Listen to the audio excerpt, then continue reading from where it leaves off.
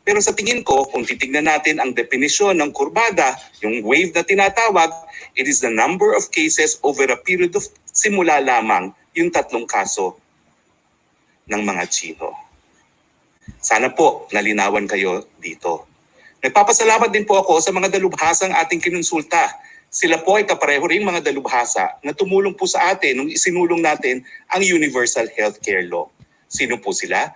Well, si Dr. S.P. Cabral, dating kalihim ng DOH, si Dr. Ernesto Domingo, Magsaysay Awardee for Medicine, at si Dr. Mingita Padilla ng UP-PGH. Doon naman po tayo sa issue ni General Sinas.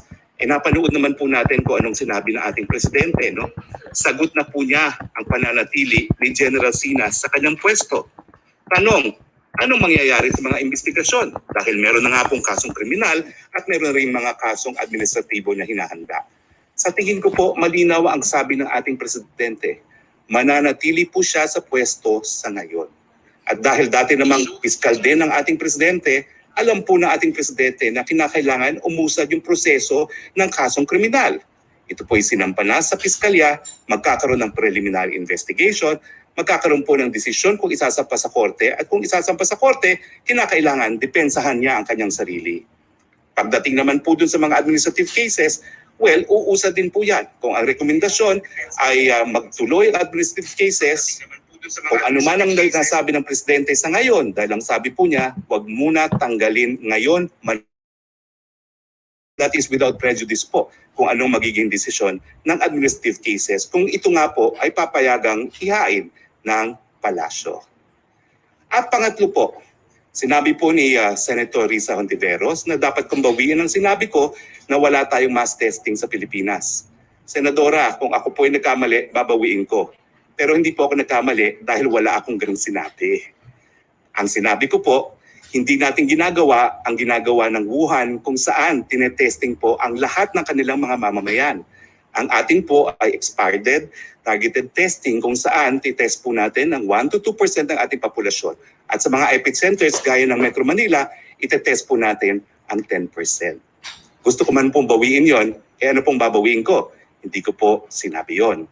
At nagpapasalamat naman po ako sa ating partner, ang CNN Philippines, dahil binago naman po nila ang kwento, linagyan ng konteksto, kinorek po nila. Ang tanong, baka naman nag-overreact ako nung tinawag kong atensyon ng reporter ng CNN. Sa tingin ko po hindi.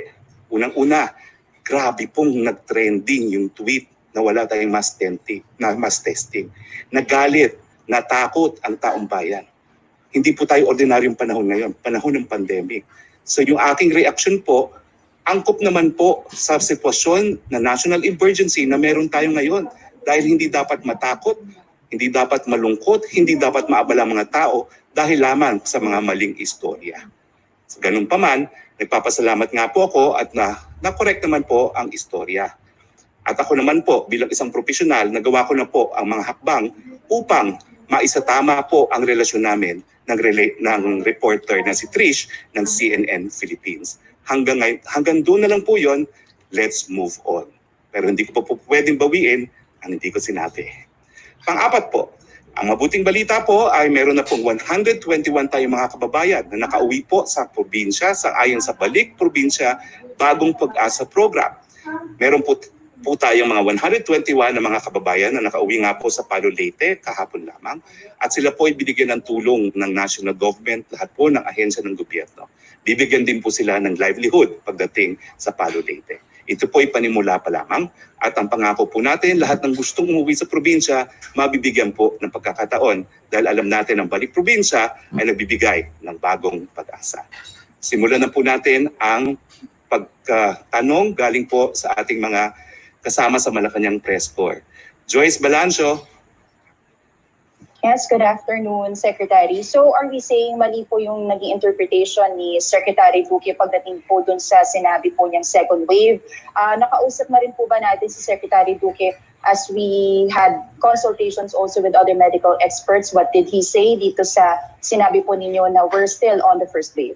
3 beses ko rin po nakausap si Secretary Duque. Gaya ng aking sinabi, no, lahat po ng profesional, ibang-iba naman ang tingin, ang opinion sa mga parehong siyensya at parehong datos. So siguro po, yung naging consultant ng DOH ay ang tingin niya yung tatlong kasong yon ay sapat na para maging wave or wavelet. Pero ang tingin naman po ng marami, no, at marami naman po tayong kinonsulta, no, tatlong dalubhasa rin, kinakailangan po basahin niya na kabahagi ng iisa lamang wave. Kasi nga po ang tinitignan natin ay yung number of incidents ng community-acquired transmission over a period of time. At alam niyo naman sa siyensya, meron tayong de minimis, no? Yung tatlo namang yon, napakaliit po para maging isang wave din. So, sabihin na lang natin hindi nagkamali, kundi nagkaroon ng kakaibang opinion. Okay. So how do we appease, sir, yung public confusion and public alarm because of contradicting statements from DOH and also from some members of the cabinet din po? Because ang naging interpretation ng marami nating mga kababayan, bigla ang may surge of cases ng COVID-19 when he mentioned there's a second wave. So what is our message to the public who are now confused about this? Ay, pasensya na po kayo, no, mga kababayan. Pero nagsalita po ang presidente at pinanindigan po natin ang sinabi ng presidente, kinakailangan gumawa pa rin tayo ng mga hakbang upang maiwasan ang second wave.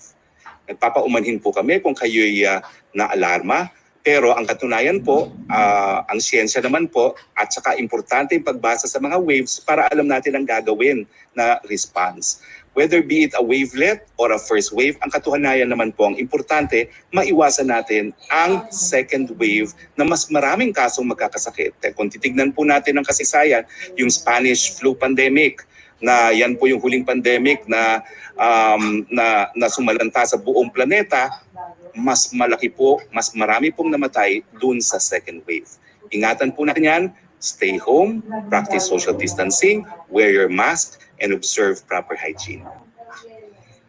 Okay, Secretary, dun po sa accusation ni Senator Franklin Drilon na overpriced daw po yung COVID-19 testing being shouldered by PhilHealth. Ang sabi daw po niya, DOH allegedly purchased twice the price or twice yung as expensive yung mga napapurchase po ng private groups, and there are calls for the President to look into this alleged irregularities. May balak po bang palas to look into this at may panawagan po ba tayo since we are talking about huge government funds here? Paumanhin po. No? Pero kami mga abogado, may tinatawag kaming conflict of interest. May conflict of interest po ako dyan dahil ako mismo nagsampa ng mga kasong kriminal laban sa mga kurakot sa PhilHealth. Hindi na po ako magkukomento. Ang gagawin ko na lang po, ifo-forward ko itong bagong akusasyon sa office po ni Secretary Kitain, Office of the Special Assistant to the President. Dahil si Secretary Kitain din po, siya yung gumawa ng naunang investigasyon sa PhilHealth na nagresulta sa pagtanggal ng ilang mga miyembro ng Board of Directors ng PhilHealth. For-forward ko po lahat po ng transcript ng Senate proceedings, lahat po ng PowerPoint kay Secretary Kitain, pero ako po, hindi na po ako magkukomento. Conflict of interest. Okay po. Sir, last question na lang po from me. May apela po si Governor John Vic Remulla sa IATF. Baka daw po pwedeng payagan yung backriding po sa mga motor. Kung mag-asawa naman po yung magkasama, meron po siyang sulat. Ang sabi po niya po ang mag-asawa, magkasama naman daw po sa kama natutulog, magkasama sa mesang kumakain. Baka pwedeng payagan naman po sila. No? They're willing to issue couple pass sa kanilang LGU kung papayagan po ng IATF. Ipararating po natin yan sa IATF, lalo na galing po yan kay John Vic, Governor John Vic Remulla. Ang tawagan po namin ni Governor John Vic, kamukha. Rocky? Yes, sir. Opo, good morning, Secretary. Yung pong tanong ni Chris na una, na tanong na po ni Joyce about dun sa second wave na statement ni Secretary Duque. Yung second question na lang po, sinabi po ni Secretary Duque na hindi raw po malayo magkaroon ng third wave ng coronavirus disease 2019 kapag isinailalim sa general community quarantine ang Metro Manila. I think malinaw na po yan, no? Dahil wavelet na hindi naman dapat bilanging wave yung tatlong kaso ng mga Chino, ang sinasabi ni Secretary Duque ay kapareho rin ang sinasabi ng Presidente. Kinakailangan gumawa ng mahakbang para maiwasan ang pagdating ng second wave. No? Kaya nga po, naka-MECQ pa rin ang Metro Manila. At hindi naman po tayo magmamadali para ma-relief ito kung hindi tayo sigurado na ang number one, ang kurbada ay nasa-flatten. At number two, sapat po ang ating kakayahan na magbigay ng critical care. Dahan-dahan, unti-unti, hinay-hinay. Ganyan po ang ginagawa natin sa pagbukas ng ating ekonomiya.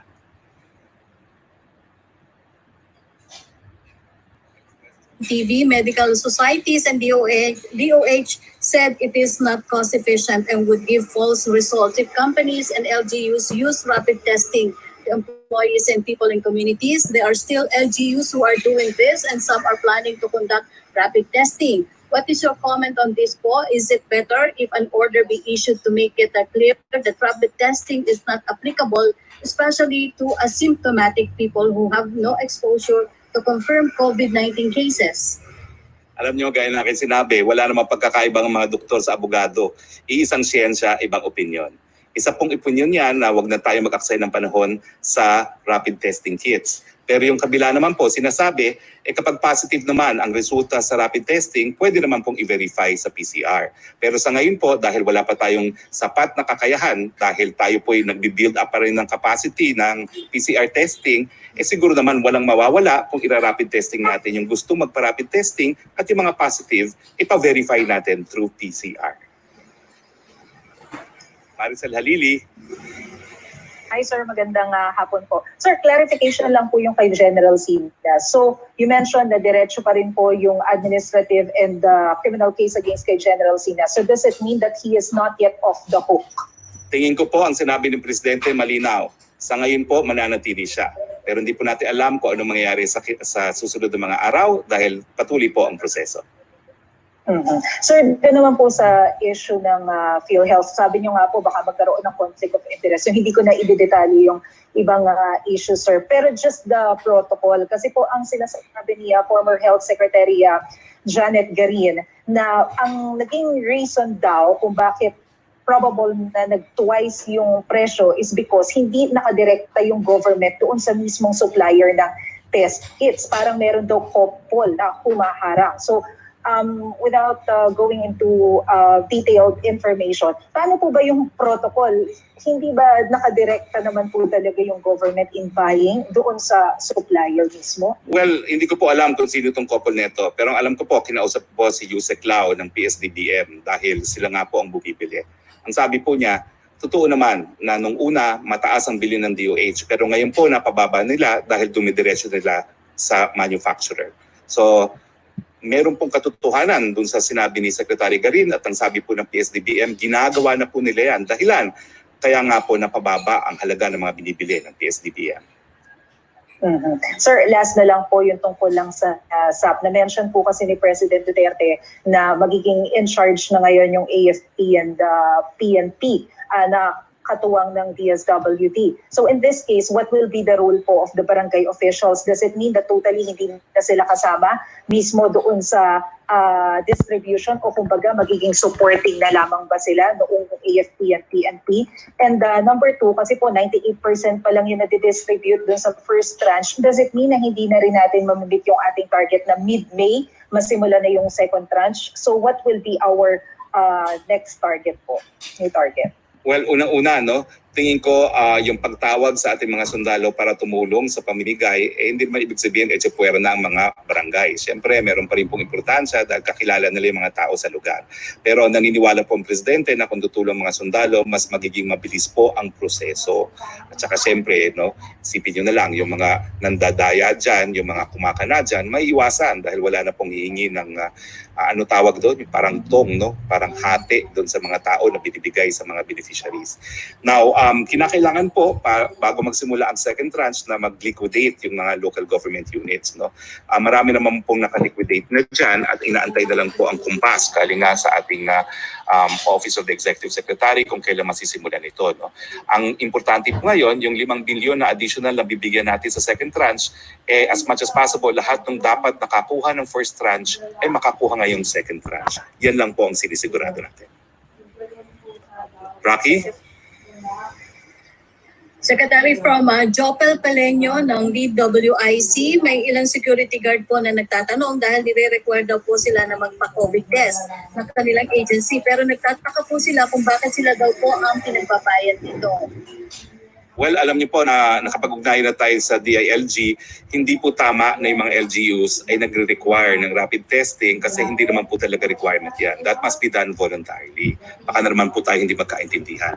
Kung yung mga employers, sila na magbibigay at magbabayad ng rapid test o di kaya PCR test, hindi po natin sila pinipigilan. Ang hindi po pwede, mag-require ng test para ikaw ay makabalik sa trabaho. So nakipag-ugnayan na po ang DILG doon sa mga LGUs na nag-i-impose ng rapid test at sinasabi na po nila, hindi kayo dapat mag-require ng ganyan. Unless voluntarily yung empleyado, yung employer, ay magbibigay at magbabayad ng ganyang tests. Opo. From Rose Novenario of Hakaw, kanya-kanya po bang bayad ng rapid test kit ang mga pulis, considering na frontliner sila at PhilHealth members? Ang pulis po ay libre. Binayaran na po ang rapid test kits ng gobyerno. Si Tricia Tirada. Hi, Secretary. Magandang tanghali po. Sir, may follow-up lang po doon sa social amelioration program. Sir, kasi diba, yun nga po, nabanggit naman ni Presidente and ni Secretary Bautista po noon na idadaan na through digital yung pamimigay ng second tranche, at least for the urban areas. But sir, when can we possibly get the complete guidelines? Kasi po marami yung nagtatanong kung kailan po talaga ma-roll out itong second tranche given na it's too late in the game and we're just left with 10 days dito po sa MECQ naman po natin. Well, unang-una Trish, at hindi lang yan. Anyway, malalaman po natin yan sa darating na linggo. No? Pangako ko po talaga, tatanungin na natin kung ano yung guidelines dito sa automated transfer no ng mga pondo dahil the people have a right to know naman as soon as possible. So I will inquire personally and I will give a report on this on Monday. Sir, meron po yung sa transportation concerns. Babalikan po yun, I think, katanong po nito ng Monday. But yun nga po, marami pa rin empleyado yung walang capacity na makapunta sa kanilang mga trabaho. And ang concern naman po ng mga employers, not all employers are capable of providing transportation for their employees. Kasi po, yung iba, maliliit na mga negosyo. Is there any chance that the government would provide transportation assistance, magbibigay ng libreng sakay para po dun sa mga empleyado and even health workers, sir, na apektado po? Well, alam niyo po, parang napabigyan na nga mga employers na hinayaan sila magbukas doon sa ilang mga industriya dahil alam nating napakasakit sa kanilang nangyayari. Pero ang aming assumption po ay gagawa rin sila ng hakbang para matulungan yung kanilang mga empleyado na makapasok. No? Alam ko po may mga ilang LGUs na nagbibigay din ng shuttle. No? Pero hindi po pwede nating obligahin ng gobyerno na magbigay ng ganyang transportasyon. The rule is po, kung talagang hindi kaya magbigay ng shuttle, huwag na po tayo magbukas. No? Dahil iniiwasan pa rin naman natin ang pagkalat ng COVID-19. Sir, siguro last topic on my end about the illegal health facility na natagpuan po exclusive for Chinese nationals. Nakarating na po ba itong balita kay Presidente Duterte? And we're interested to know how did the President react about this? And may marching order po ba to look further into possible illegal health facilities na nag-exist pa po? Isn't this alarming, sir, na may mga parang sort of underground medical facilities na ganito? Siyempre po, naalarma ang palasyo dyan. No? Una-una, meron po tayong batas na tanging mga kwalipikadong doktor lamang ang pwede mag-practice ng medisina rito. At meron pong pinapataw na pagkakakulong dun sa mga magpa-practice ng medisina, wala pong lisensya galing sa PRC. Pangalawa, yung mga gamot po na ginagamit, dapat aprobado po yan ng ating FDA. At nagpapataw rin tayo ng parusa kapag ikaw ay gumamit o di naman kaya nagbenta ng mga gamot na hindi po aprobado ng FDA. Pangatlo, well, kinikilala rin natin na maraming mga Chinese medicine. No? Kaya nga po ang sabi ng Presidente sa FDA nung isang pagpupulong, meron lang kayong 48 hours to act on all these submissions, no? On all these applications. Dahil sa panahon ng pandemya, kung talagang merong mga gamot available, dapat mabilis ang pag-akto natin. Iba po kasi yung proseso na ginagamit sa Western type of medicine sa traditional type of medicine. So kung traditional type of medicine, mas mabilis pong maparehistro yan sa FDA. So kakasuhan po yung mga nahuli sa Fontana dahil inabag po nila yung dalawang batas na nagsasabi hindi pwedeng mag-practice ng medicine na walang lisensya, hindi pwedeng mag-dispense ng gamot na hindi rehistrado sa FDA. Si Rocky? Opo. Secretary, ang tanong ni Francis at ni Belia, halos pareho lang din tungkol doon kay Secretary Duque na comment niya about the second wave. Pero ang follow-up po ni Belia, kumpiyansa pa rin po ba ang gobyerno na tama ang ginagawa ng Department of Health? Well, sa akin po, ang pag-iiba ng opinion ay dun sa first or second wave. Ang importante, maiwasan po yung pagbabalik ng malawakang numero na magkakasakit sa COVID-19 at nagkakaisa po ang gobyerno na gagawin ng lahat ng hakbang para maiwasan nga itong second wave. Opo, ang second na tanong naman ni Belia Carriazo tungkol pa rin po dun sa SAP na hindi nabigyan sa first tranche. Ano na lang daw po yung dapat nilang gawin para matiyak na mapapasama sila dun sa susunod na tranche ng ayuda? Sabi niyo po inyong mga barangay captain dahil sila naman po ay meron din papel doon sa paggagawa ng pangalawang listahan. No? At kung hindi kayo satisfied doon sa response ng inyong barangay captain, pumunta po kayo sa DSWD dahil talagang meron naman pong appeal procedure na diretso na sa DSWD. Joseph Morong. Sir, good afternoon. All right, sir. You said, okay, fine. Different interpretation. My question is, prior to appearing at the Senate hearing, the Secretary Duque had a meeting with IATF and the President. Did he inform the President that he had this kind of interpretation as far as the waves is concerned? Hindi po. Kaya nga po nabanggit na ni Executive Secretary na wala pong ganyang impormasyon na nakarating kay Presidente na galing kay Secretary Duque. Kumbaga, meron po tayong protocol na sinusunod. Lahat po ng impormasyon dahil meron nga po tayong kalihim sa DOH, pararating muna sa Presidente at ang Presidente ang magsasabi sa taong bayan, either personally or through our office. Pero hindi po dumaan sa protocol na yan. Sir, what is the President's reaction then? Hindi ko pa po siya nakikita, pero nakipag-ugnayan na po ako kay Executive Secretary, kay Senator Bongo. Pero ito naman po ay paglilinaw. No? Maliit na bagay lang po ito. Dahil hindi naman pinagtatalunan kung dapat iwasan yung pagkakahawa ng mas maraming numero ng ating mga kabayan.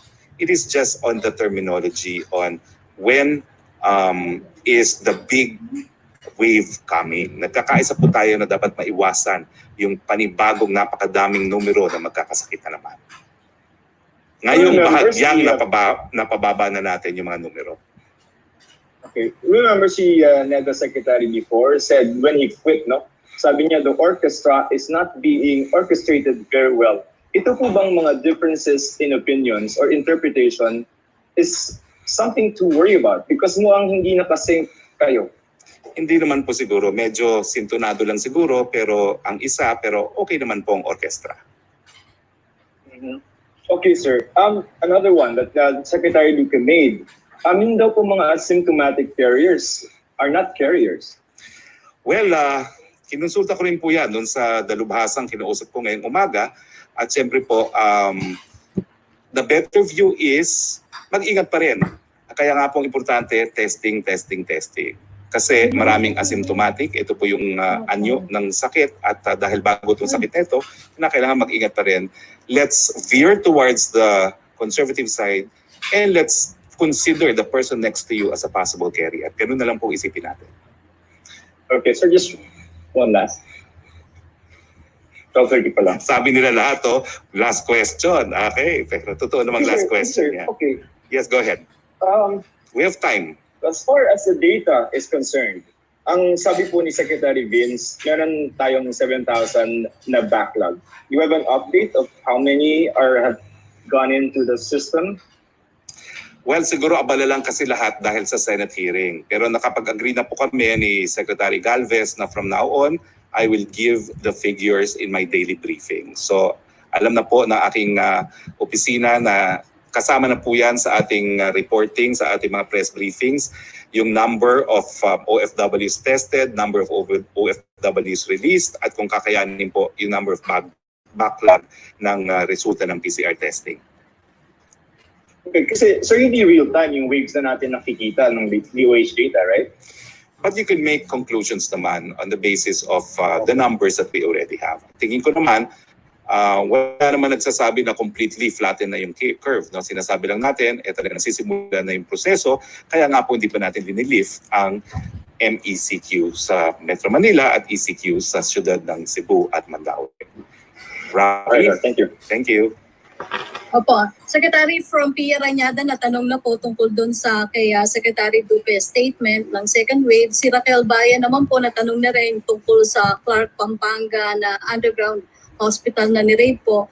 Ang tanong na lang po mula kay Sam Medanilla, may new IATF resolution na po kaya regarding po sa appeal to allow more participants in religious gatherings? Wala pa po, hindi po kami natuloy mag-meeting sa IATF dahil umaten nga po sa Senado. Inaasahan kong bukas po, Biyernes, magkakaroon kami ng pagpupulong. Ako na mismo magre-raise po nito.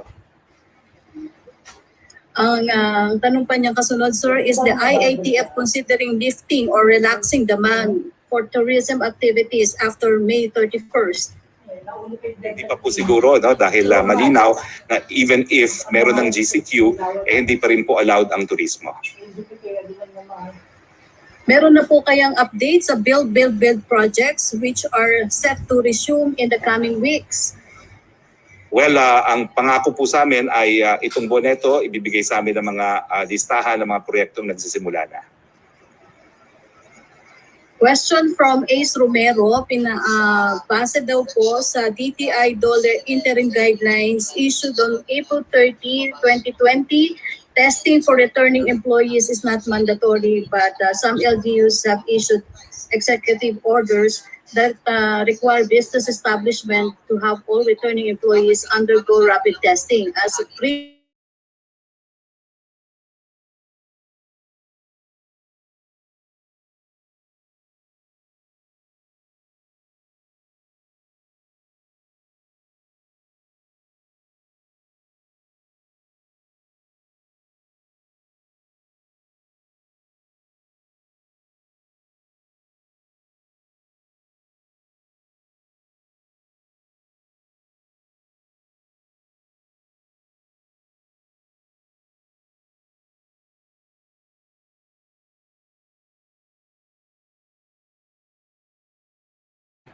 Other news organizations. groceries and households.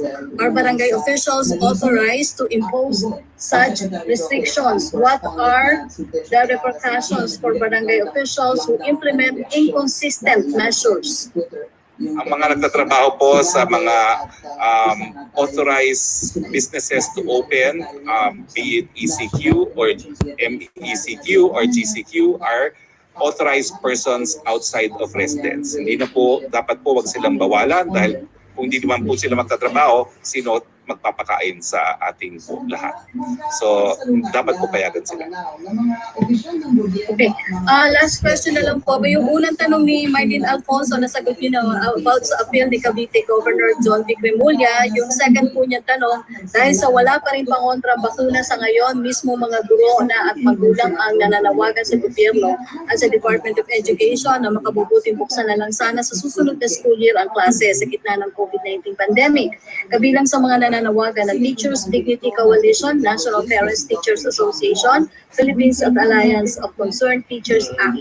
Ano po ang take ng PALAS dito? Well, bagamat meron na pong petsa ang DepEd, no? Yan po ay subject pa rin na dapat nasa GCQ na yung lugar bago magtrabaho, bago magbukas ang pasok. No? Hindi po natin ilalagay sa